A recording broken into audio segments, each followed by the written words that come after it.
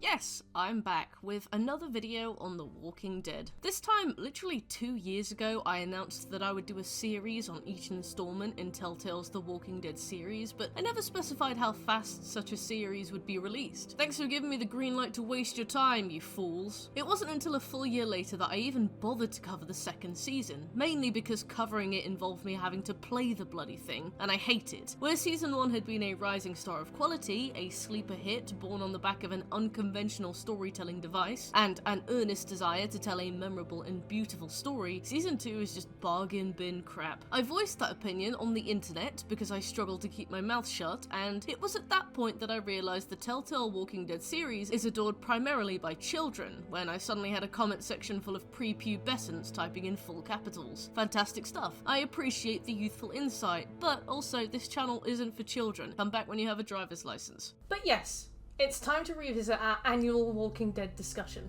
If you'd like a recap on my opinions of seasons 1 and 2, I'll link them in the description below. If not, that's fine. So today it's time to discuss the third installment of Telltale's Walking Dead, plus the Michonne spin-off game, in case you forgot about that one. Since that game is like 8 minutes long and created with a purpose I literally just could not divine, despite playing through it twice, we will be discussing it today. Indeed, we are about to travel into an era of Telltale that should graciously be dubbed the struggle. Games were flying out the door, quality was down the toilet, despite hardware upgrades to the PS4. And this was our real downward curve for The Walking Dead. Whilst Season 2 provided me with this utterly miserable trudge through a gauntlet of some of the most eye-rolling and frustrating human decision-making I think I've ever seen, Season 3 provided me with nothing.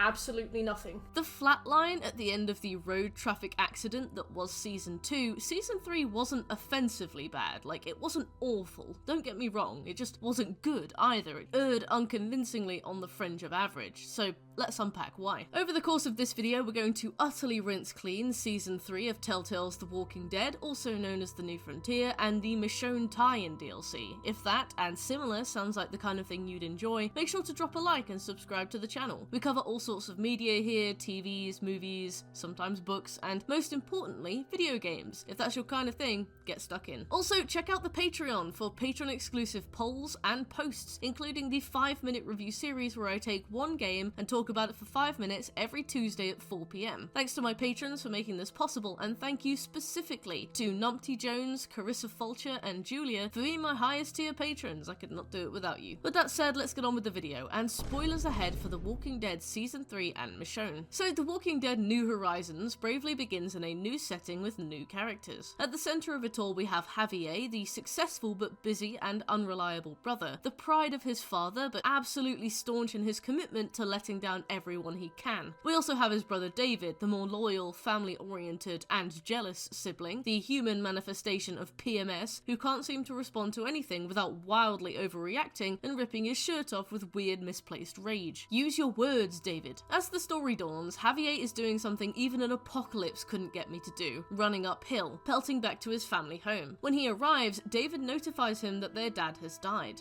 "Everyone's been here for days," he accuses. "And where were you?" They fight, or rather, David beats Javier like an egg, showing himself early as a man who solves his problems with physical abuse, a notoriously successful approach to conflict. Javier promises, or not, depending on player choice, to be a better brother, and David reminds him, "You lost more than I'll ever have. You can be here for us now." So, yeah, pretty heavy themes. Family, loyalty, getting punched in the face. One of the things I quite like about this opening scene is that it happens right at the start of the zombie outbreak. Javier has to run home because the roads are backed up with traffic, there's no phone service, etc. So when the dad wakes up from his supposed death, the characters are all confused, but the audience are 3 seasons in, so we know exactly what's going on. I find scenes like this in post-apocalyptic media to be grounding. Media doesn't necessarily need them. See the movie Cargo, for example, which I thought was a pretty good film and starts balls deep in the apocalypse, but good apocalypse media usually has a pre-tragedy scene that allows us as the audience to drop an anchor into the lives of our characters. Think Bird Box, The Walking Dead Season 1, as in the TV show, that War of the Worlds film with Tom Cruise being a deadbeat dad. It takes a lot to drag someone on a fantastical story with you, and little methods like this, I think, allow us to better relate to characters. We also get to sit there knowing that it's all about to break loose, just waiting for the moment. Anyway, the dad wakes up and attacks. Javier saves David David from getting a bit of morning nosh from their hungry papa, and then your game crashes. Oh.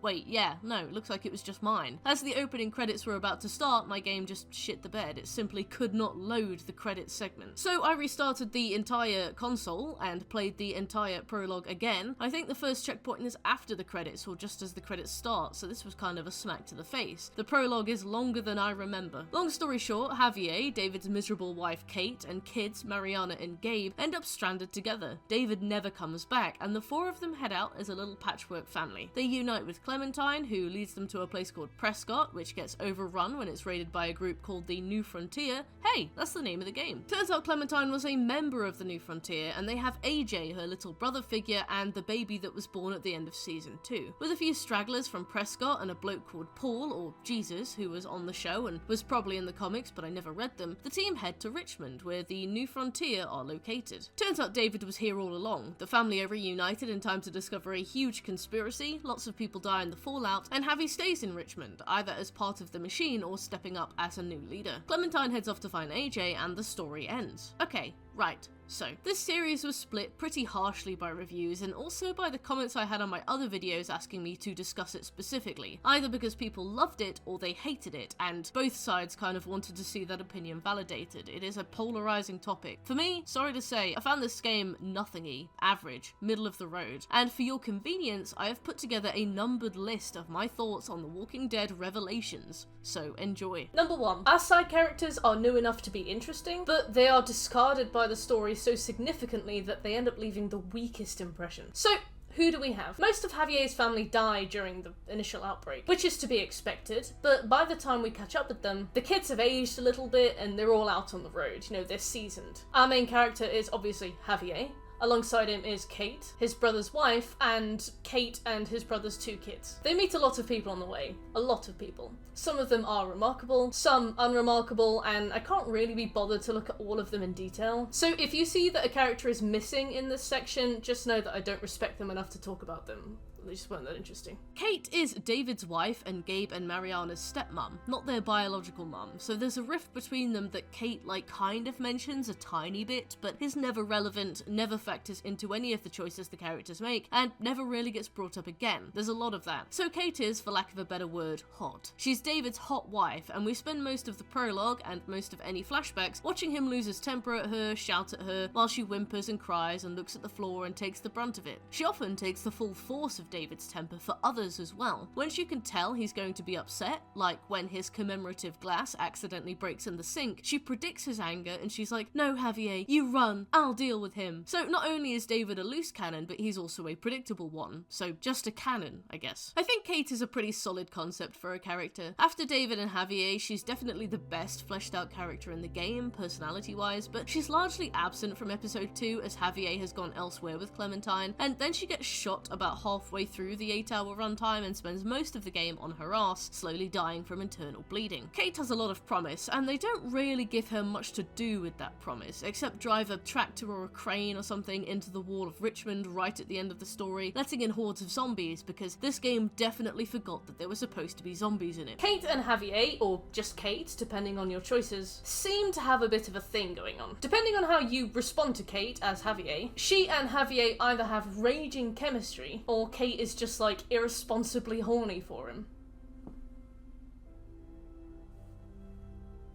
I played this game twice. In one playthrough, I completely snubbed her. No, I would say nobly, raising my palm to her face and shoving her away. "You are my brother's wife. It would be improper, even should he be dead, to spit on his memory in this way. He would feel betrayed by our courtship, and I could not bear to know I would ever upset him." But when you do this, there's not really been many lines written for it, and as we'll discuss many times throughout this video, this game doesn't seem to have been made with the expectation that you would ever turn Kate down, that you would be so ungrateful. Javier will be rude to Kate, and there'll be a scene where she looks a bit sad. You can see her response in a short cutaway to her expression, as so often happens in these games where they give you a response they don't expect you to use, and then have to account for it, and then the story will bounce back as though you never said it. Often the same conversation will just continue. There's no consequences to doing this beyond feeling a little bit harassed. We took our pious route on stream a few years ago, and the game is so expectant that you'll give in to the whims of your penis that Kate operates largely under the assumption that you've spent the entire time saying yes to her, and she'll flirt and talk about your chemistry and what we have between us and plans for the future. You could be sitting there stoic, staring out to sea like an Easter Island head, and she'd be like, honey, let's pick baby names. Hey, I mean, emotionally negligent men do seem to be her type, judging by David, but you know what I mean. It's one of those situations in a Telltale game where they completely run out of time making the other half of the story, so they just pretend you never picked it in the first place. On my second Dirty Dan playthrough, my off-stream opportunity for filthy sexy mischief, I was at first coyly, hesitantly friendly. My Javi's a little bit shy, but around the time the team met David, I decided to throw caution to the wind and be like, sure thing, sister-in-law, let's pipe. I find in this instance that not much changes, just the scenes I was getting bombarded with on my other playthrough finally started to make sense. There's even a scene where you're sat in a van with her and you basically get a do you like me option with a yes no, like you're passing notes at school. If you say yes and you get the ending where Kate survives, at least in my game, they're hanging up memorials for Gabe and Mariana when they loudly and robotically announce that they should start a family.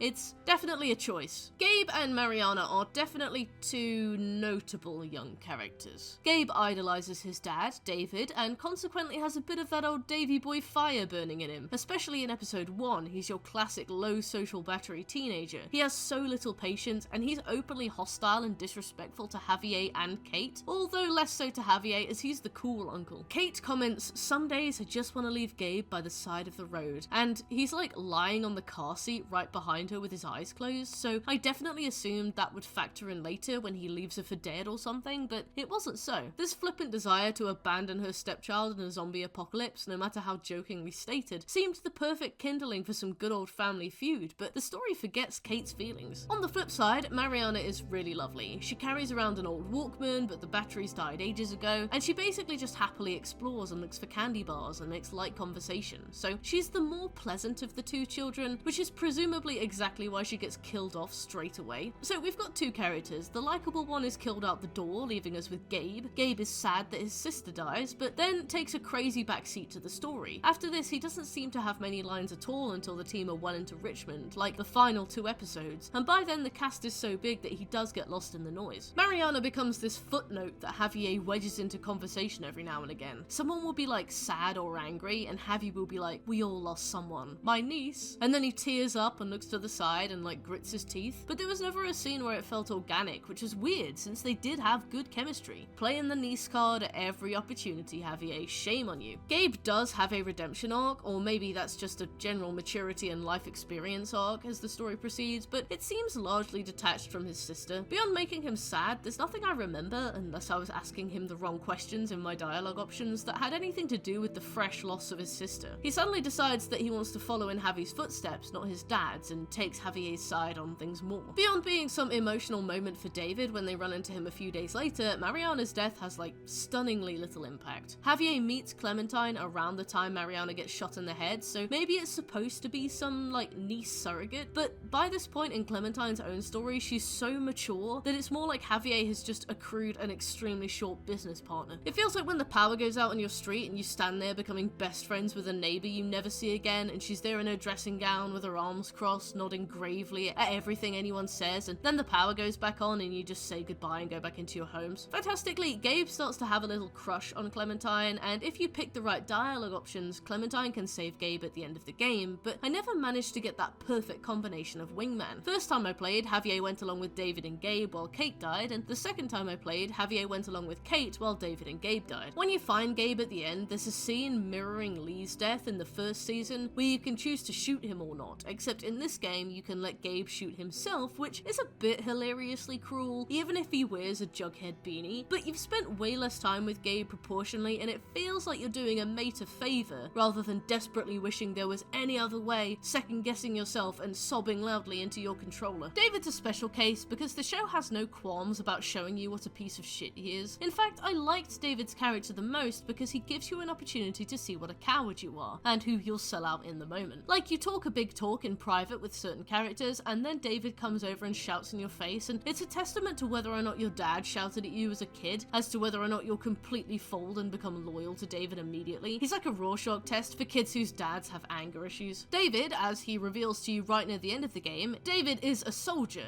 and as he reveals to you right near the end of the game, he can't really see himself as anything else. He misses his days in the army, and before the outbreak, expressed a wish to Javier to break up with Kate and go back to the army. He and Kate argue a lot, he says, and he doesn't feel suited to civilian life. He feels at home in the army and he doesn't know how to be around people. Which I think is fair. It takes a lot of emotional maturity and self-awareness to isolate the core of an issue like that, rather than just beating your wife for the rest of your days in some kind of confused, deeply insecure rage. Good on you for being honest, David. The foundation upon which David's character is built is actually very sound, I think. He's not a nice man at all, but he has a strong sense of communal justice. He's a big picture kind of man, capable of stepping back and being fair and righteous with the people he looks after. When we find him years after the outbreak, he's the head of security for Richmond and the New Frontier, and he's so righteous and loyal that the head of Richmond uses his men, without his knowing, to raid other settlements, knowing that David would never go along with it. As a community leader, he's cold, but he always does the right thing. A lot of people seem to think this conflicts with his more interpersonal relationships, which are without a doubt on a knife's edge at any given moment, and at first I did think it was super contradictory that he would exhibit that behaviour, but after a second playthrough, I don't think they're mutually exclusive. He kind of shits his pants in dealings with loved ones and talking one-on-one, but looking at a community as a machine and being a cog in said machine is where he's most comfortable. I mean, the guy's a knob, but he's a knob with good utility and one you'd probably want on your side, so a tool, if you will. I think this idea of standing up to family versus crumbling under their pressure is a pretty good storyline for David to have, and it's what, for me, ranks this game above Season 2, where the story is some depressing tango through depressing locations. There's meat to Javier's story, and conflict, and loyalty, and choices to be made that the game ramps up well towards and you feel somewhat interested in. But one thing I do love about David is that no matter what you do, no matter how loyal you are and how hard you pie off Kate, he will always assume that you are sleeping with her. Always. Like I said before, during my first playthrough, I was a man of God. Every time Kate tried to put her hands on me, I would parry her so hard, I'd leave her in the dirt.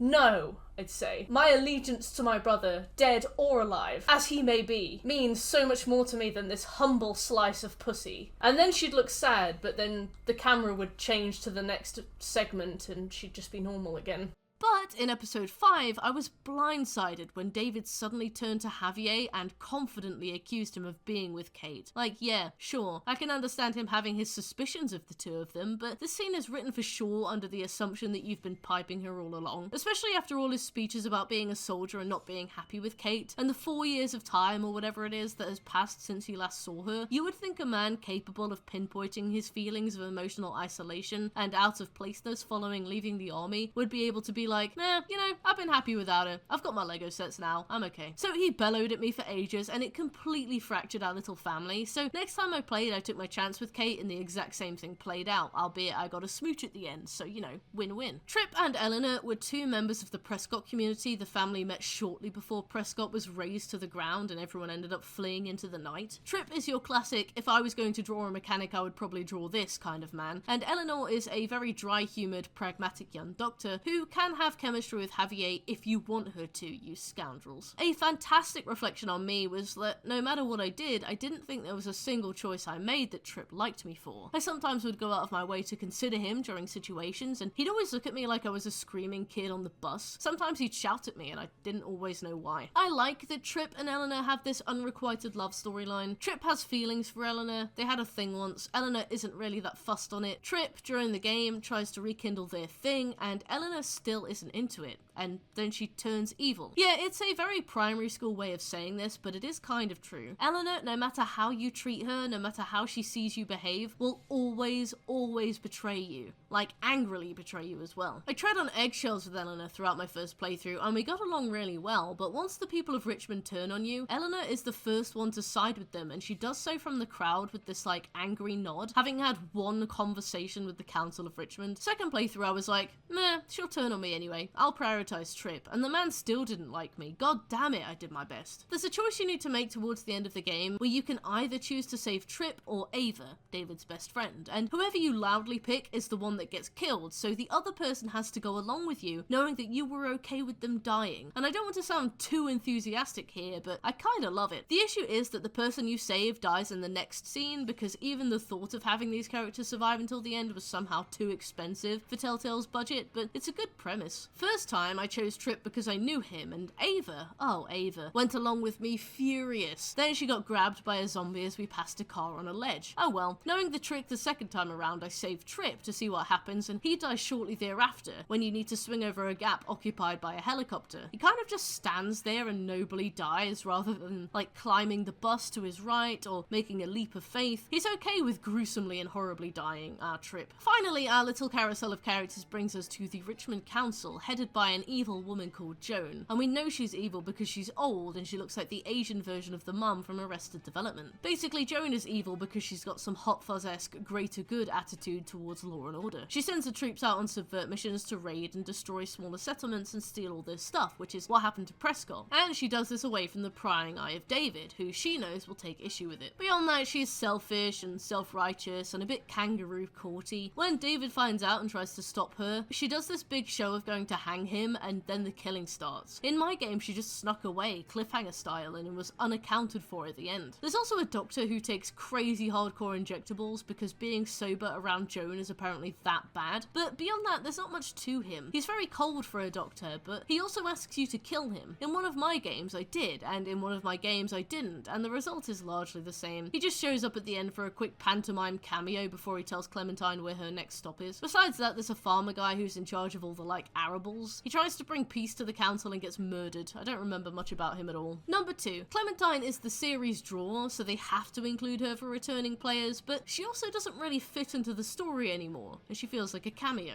For the record, I think this installment of The Walking Dead was like 1,000 times better than Season 2, and I won't rehash my opinion of Season 2 here. Check out my previous videos if you're interested. I've already said that, but you know. But I think one of the main reasons for this step up in quality was the fact that they stopped trying to shoehorn Clementine in as the main character. Like, this isn't fucking Rugrats having a, what, 11-year-old as a main character in Season 2, coordinating people through death and disease, running a community, sabotage, rebellion. I don't know, it was weak. The sheer amount they had to, like, mentally age her up to make any sense of it narratively just resulted in a woman that spoke like Emma Stone. I think Clem is about 13 in Season 3, which still isn't ideal, but the team kind of wrote themselves into a corner when they realised they needed more installments of the series after Season 1 ended. But as a side character, the season is much more able to explore the world Clementine is coming up against without giving her weird, ridiculous responsibility she just isn't going to understand. A lot of people claim Season 2 is so dark and dreary, but it's all about Clementine being hardened by the world she's in, but I found it excessive and depressing. I think Season 3 does far more to further that goal and does it far better. One thing I like about this season is that they saddle her with AJ. Upon meeting her, Ava even comments that she's far too young to be a mum. Later in the game, Clementine comments that she loves AJ more than anything. I like that. I think it's organic, and the allegory of the struggling young single mum, biological or not, is one that is very rarely explored in video games. It means also that Clementine isn't just roaming the world looking for snacks. She has a young mouth to feed that needs to be fed certain food and very regularly. No wonder she's at her wit's end. AJ is taken from Clementine a while before this season begins. In trying to steal medicine from the New Frontier to treat some kind of infection that AJ has, she is banished and AJ is left with them, where she has food and a doctor and an opportunity to get better.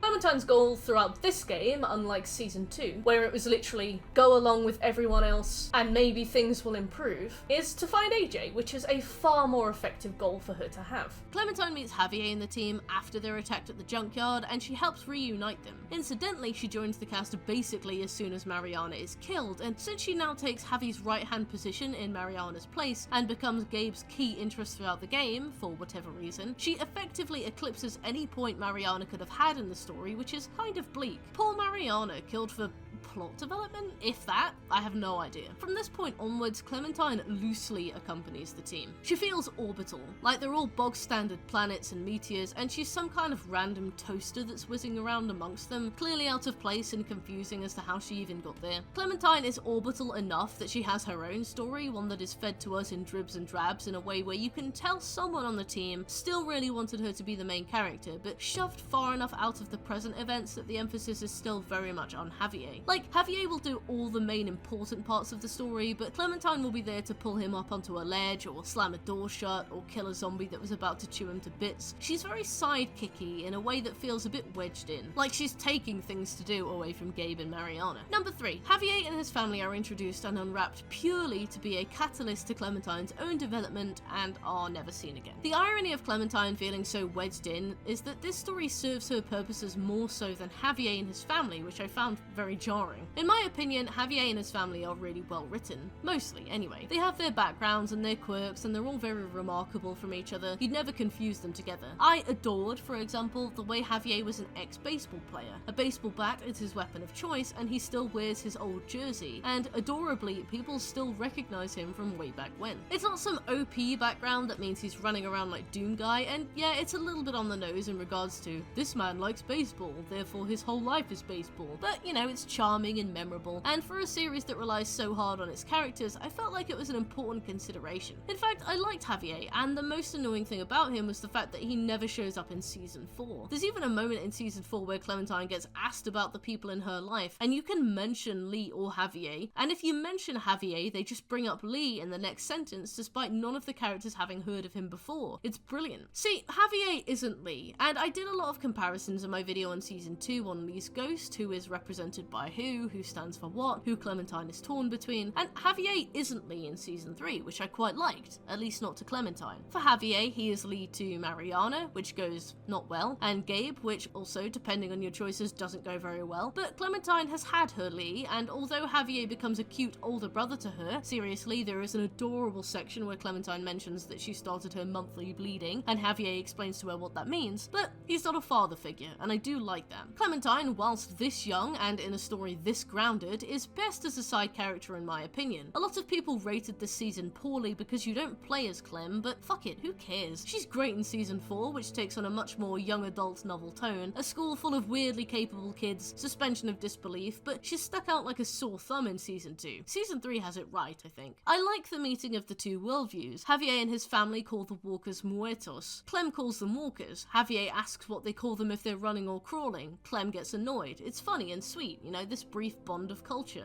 And yet the story just ends up serving as filler, while the writers wait for Clementine to be old enough to have her own proper story again.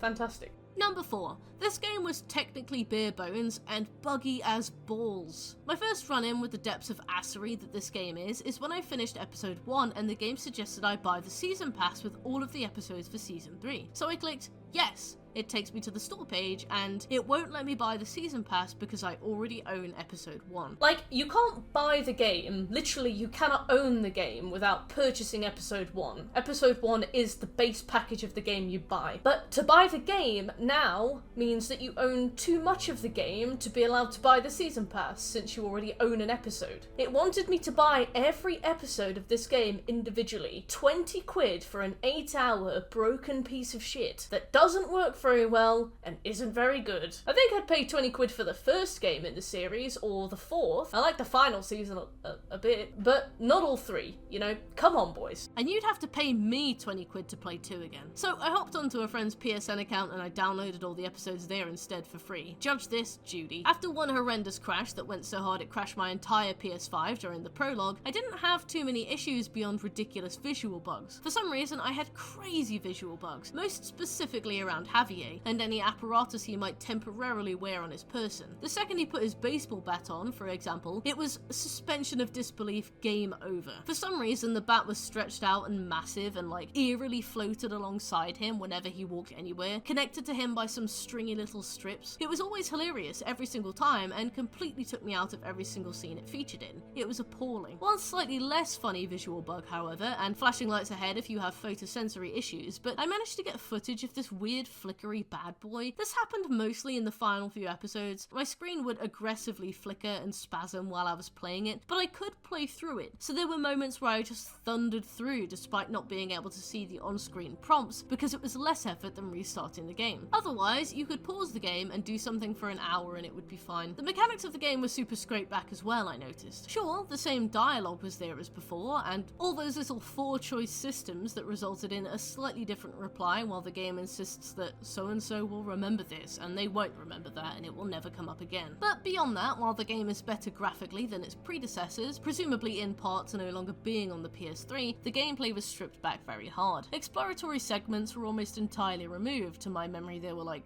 3. Just these moments where you would pilot Javier to walk around and find the resolution to a small-scale puzzle, like back in Season 1 where you needed to find items in the pharmacy or move the broken tanker out of the way of the railway. They still exist in this game, but at most there's like 1 per episode, and only one of them, where you need to get a pulley system working on the back of a car, is anything close to a puzzle. They've also moved away from the combat mechanic of moving the cursor to the right place on screen with the analog stick and pressing R2 to shoot or hit the enemy with a melee weapon. Now it's strictly QTE. It will be a played out cutscene and buttons will pop up on screen, and you basically copy what they show you. I don't mind story heavy and gameplay light games like Until Dawn, but man, this is light. All of it was light, in fact, and unlike Until Dawn, that lightness stretched into the narrative as well. The choices, as always, offered no change, even in dialogue from characters. I've spoken before about how these games really come into their own when they fool you into thinking that there are actually other paths to take, because that implies consequence. You know, if you just make different choices, you'd be in a different map, fighting different enemies, making different friends. Games like Season 1 of The Walking Dead that genuinely fool you into thinking that there were other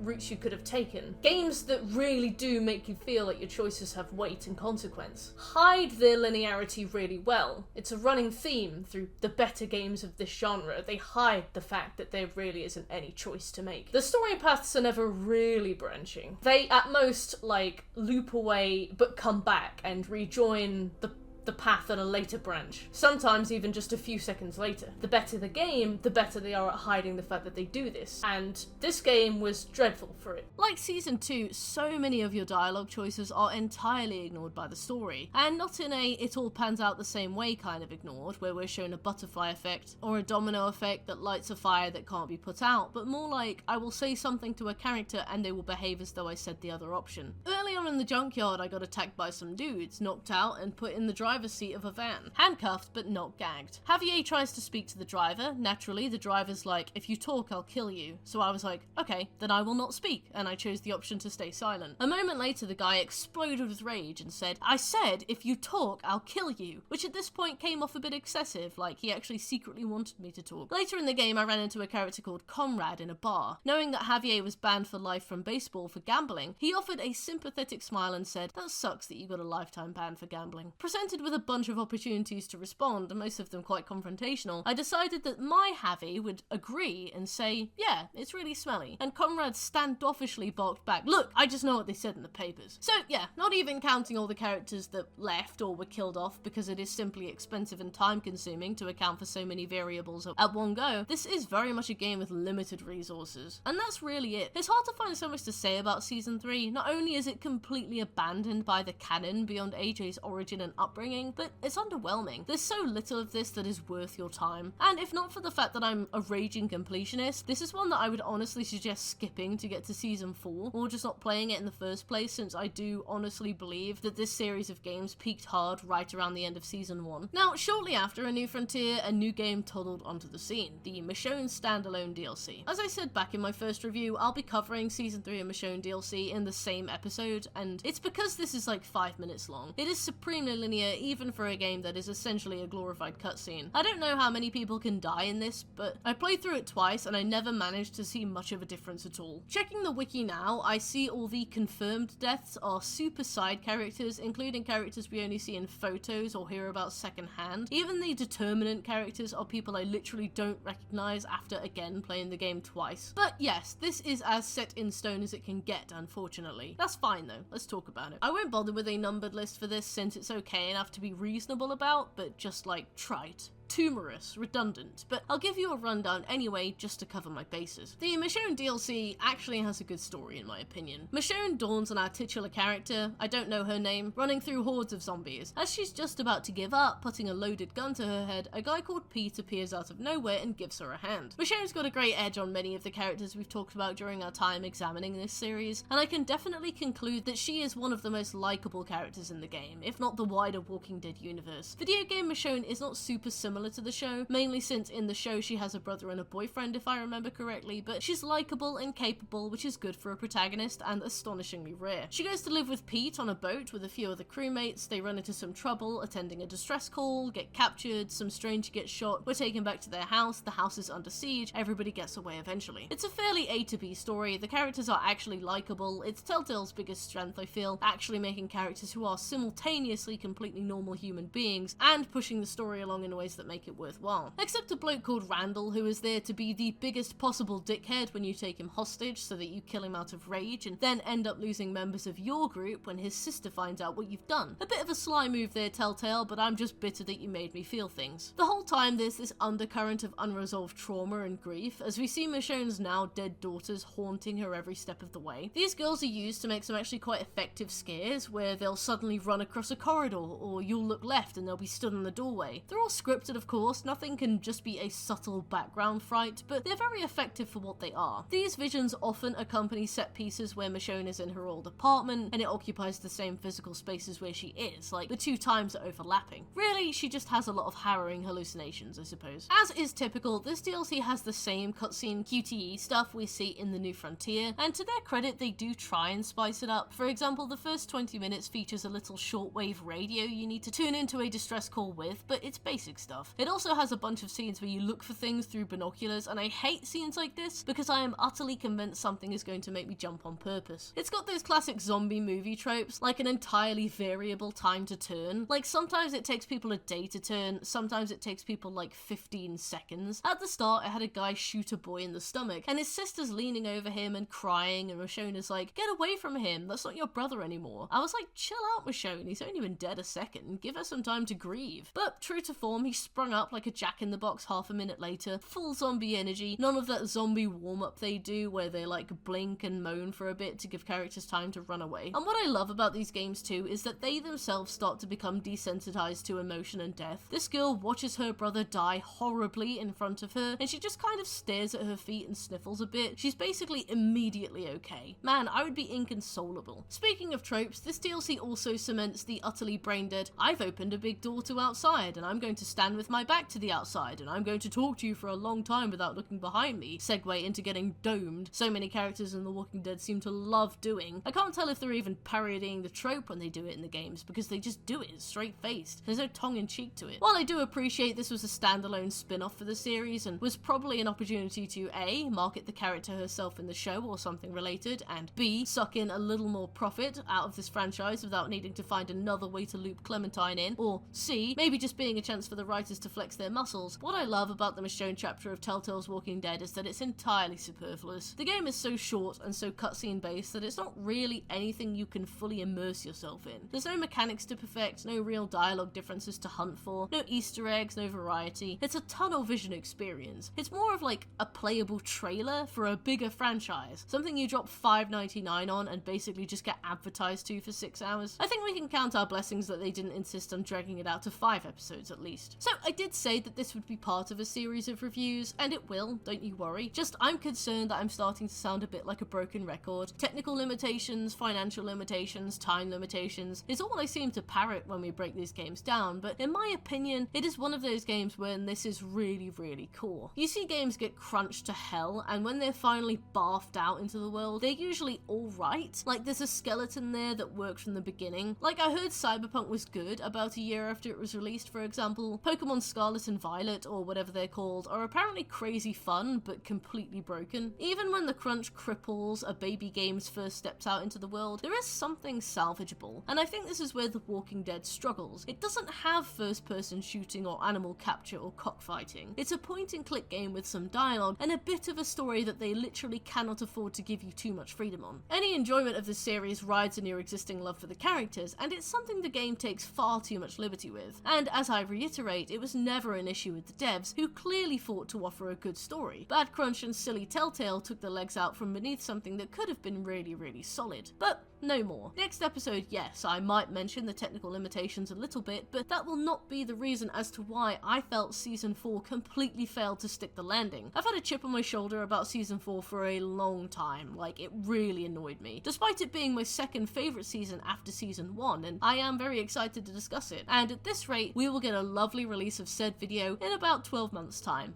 Thanks for watching, and thank you for being here. If you enjoyed the video, please drop a like and subscribe to me here on YouTube. I post videos as often as I humanly can, although at time of writing I've spent the better part of 16 days trying to get my Silence of the Lambs video past YouTube's copyright. I'm literally on like attempt 50 or something by now. Every few hours I check for a new copyright claim, I go into the YouTube editor, I blur the copyrighted segment, I try again. So yeah, like I said, as often as I humanly can. But if you like what I talk about here on my channel, make sure to subscribe for more. Also, check out my Patreon in the description box below, where I share weekly 5-minute reviews every Tuesday at 4 PM. You can vote on new content and have a real say in the direction of the channel. I'm also already working on 2023's Halloween project. Get in there early, my child. Beyond that, let me know your thoughts on Telltale The Walking Dead Season 3 in the comments, and Michonne, don't let me forget Michonne, and hopefully I'll see you for the next video, as soon as I get my booty around to it. Thanks to my lovely brother Smooth for editing today's video. Have a great day, and I'll see you next time.